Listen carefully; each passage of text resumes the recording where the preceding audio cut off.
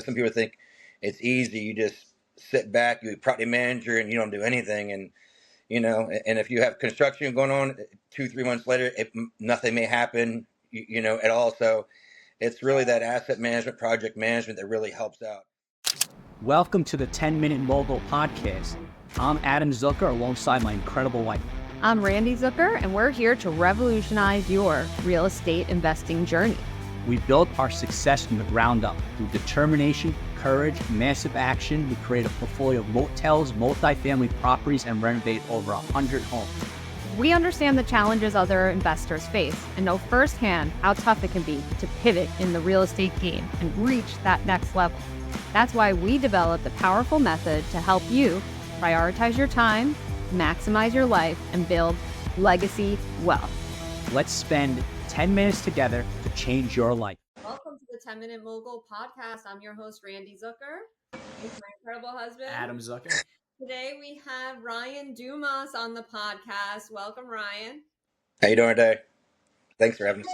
What's so funny, Ryan, is that I've been following you for years. You have one of the largest networking groups on Facebook, and you are so active and helpful on it. And then finally our paths crossed, and it turns out you live 6 blocks away from the Palm Cove Motel, one of our properties in Clearwater. So that was like just a small world.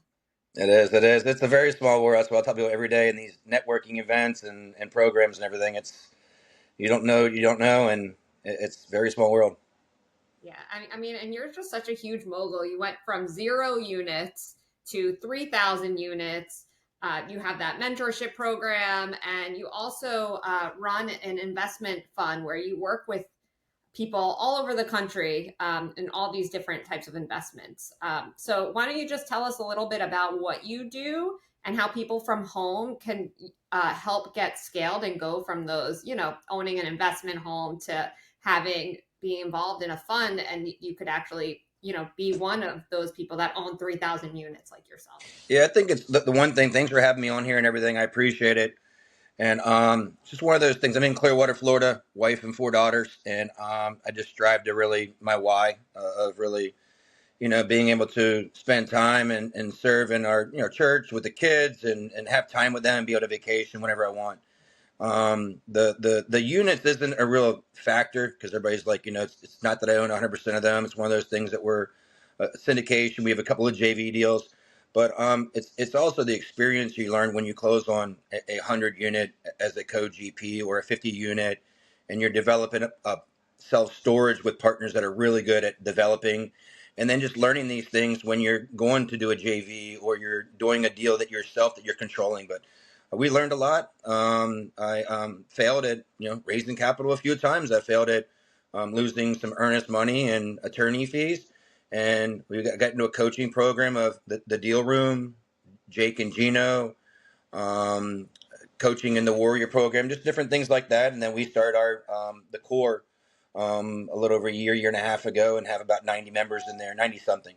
But it's just learning from our failures, learning from partners' failures, learning of what we're good at. But everybody is different, kind of like we talked about a little bit ago about your journey. Somebody can be in there buying duplexes and quadplexes and crushing it and getting cash flow, which is the best thing. We did a lot of 3 to 5 year holds, and as a general partner, if you're not investing or not investing too much money, you do not get those returns for 3 to 5 years or until you refinance.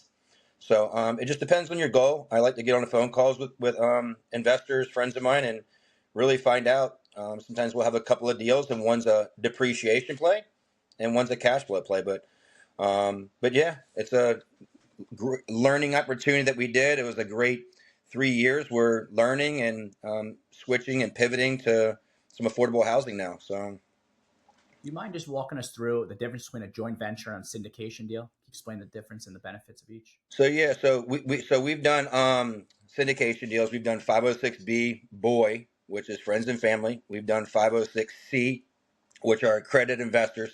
So you're $200,000 a year, and I'm saying it because some people don't know. And 2 years in a row, or if you're married, $300,000 a year, 2 years in a row, or you have $1 million net worth, not including your primary house. So that's an accredited investor, and sometimes we'll do a 506B. We'll raise $1 million, friends and family, and then we'll raise another $1-2 million on a 506c so we can advertise it.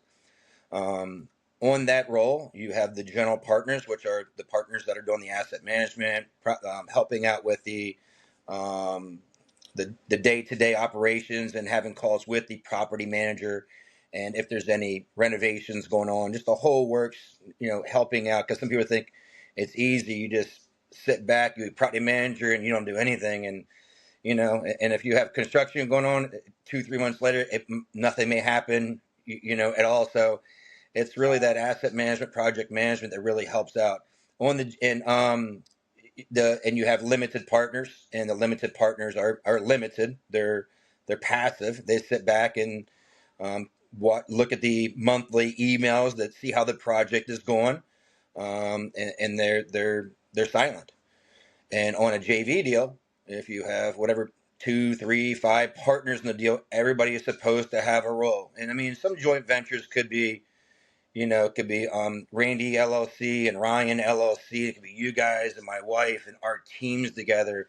Some people do a JV deal and it's just, 3 people, 3 individuals, which is usually just a straight up LLC, as we call it in the financing world.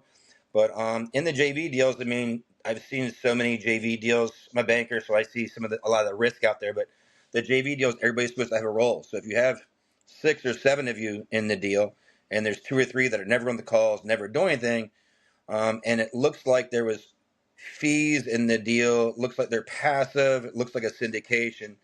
You just got to be careful. I mean, we have a JV deal. There's 9, 10 of us in there. It's a straight up JV deal. There's no fees, no nothing in there at all. But there's 1 or 2 that are usually never on the call. So what we do is I go to them and say, hey, I know you're busy, not on the call, but here's what's going on. So at least I'm communicating with them of what's going on. But there's just so many JV deals out there that's like 9 people in the deal. They raised money from 4 people and they're paying them and they're never on the calls. And that's a syndication. So you just got to be careful on those. And you can't have a JV deal where it's 2 partners or 3 partners and one's bringing all the money in. And as long as you give them a role and you're all working together in it, I see it all the time. I see it in hotels where people are doing these deals and it's just a straight up JV deal, and somebody brings in all the money and then somebody runs the front counter, gets their $36,000 a year, their free board, and then a few years later they're investing and getting their own hotel as well. But that's kind of the main thing about JV and syndication. But in syndication, you should have PPM docs. You should be signing for it. And like I say too, there's been a lot of people out there that are talking about a JV deal and they're buying in different states and everything else. Just make sure that there's an address. Make sure it really is a asset, no matter what you're doing, because we've seen so many deals now that people are on Facebook and it could be syndication, but they usually say it's a JV deal, and then you go there and they're raising money and they have a 506B deal and they've advertised it out. So just make sure that you know the difference. And a 506B, like I said, friends and family, is not supposed to be advertised. Some people will go back and forth from a JV to a 506B, and then they advertise it so much now they got to make sure it's a 506C. So You mind just taking us through the journey from going to that 0 to 3,000? I know you have a breakdown of affordable housing, you have storage facilities, and you have multifamily. Just take us through the journey. Some of our listeners might only have 1 or 2 properties trying to get to that, $10 million portfolio level, and just share some of your stories. yeah, I think the main thing is that we started off, working with some partners and raising some capital and failed at a couple of deals, and then we got into some of those programs like I was telling you about, and really just learned what we were doing right, what we were doing wrong, and I was trying to do everything the easy way, and was selling a deal instead of educating the investor on something, because we could have had 2 deals at once. And like I said earlier, we were talking about somebody has makes a lot of money, they could be looking for depreciation. Somebody else that and they got a lump sum of money that they made that year, but there's somebody else that is in on the deal too, and they're not looking for depreciation, they're just looking for cash flow to replace their retirement or something else out there. So really got to listen to the investors, see where they're at, see if they have 401k money is just sitting there not making any money, just kind of those things. But we closed on the same operators that we failed at, and the same partners were in there going, hey, I got another deal, you want to work on this? And my partner, Madeline Yao, is she's been leasing out apartment units for 20 years. So I'm like, hey, we'll help out with asset management, and we helped out a tiny bit. But now it's like, hey, can you lease out these 5 units? Hey, can you lease out these 10 units? So it got to be where they saw our strength about the asset management, leasing out the units, especially when some of the apartments were starting to, I'd say, increase and a little bit of vacancy and some stuff out there as well. So just one of the things that got us into more roles. So then then somebody's like, hey, we need 10, 15,000 earnest money, 20,000 earnest money. So we're putting in earnest money on another deal. And then we started raising capital and doing asset management for that deal as well. So just one of the things that we did, we just got with partners, and they just kept asking us to build, to do more work. And that's on the syndication, you have to have a role on the deal, and we just kept getting, 1 or 2 roles. And every time we closed the deal, there's people out there that are like, hey, can you do another deal with us? So we just kept doing some more deals with the same people. And um, again, I'm on Facebook a lot, so we're branding ourselves. I'm like, hey, we closed on this deal, we did this, and I always try to do what works, and I always think that pictures and video, and it's all about examples. If somebody's like, hey, I've closed on 10 deals, it's like, I've seen you on Facebook, but you never posted one deal you closed. So again, people can go back and say, oh, Ryan, I see you closed this deal in North Carolina and Florida and Lakeland. They at least know. Plus, it's also good for other people because they can kind of see that you're legit, that you're actually posting where you've done. Because I've seen people that post all the time about how many deals they've done, but I've never seen that they closed on anything. But yeah, just working with people that are at the same volume as you or higher than you, that you can learn from them and keep going. I was purposely working with people that are really hungry and want to do more deals. So that's kind of where I started speeding off to more units. And some of those units on the self-storage, they're all like 400 to 500 units each. So we built, I think, 6 of them, and they're all up and running, but one was a buy and add 350 units to it in Tulsa, Oklahoma. And we should be finishing that here soon, and we're waiting for a CO. So they're all done, just need asphalt. But just working with really good teams, I think, can help you explode. Being in a good mentorship and coaching program.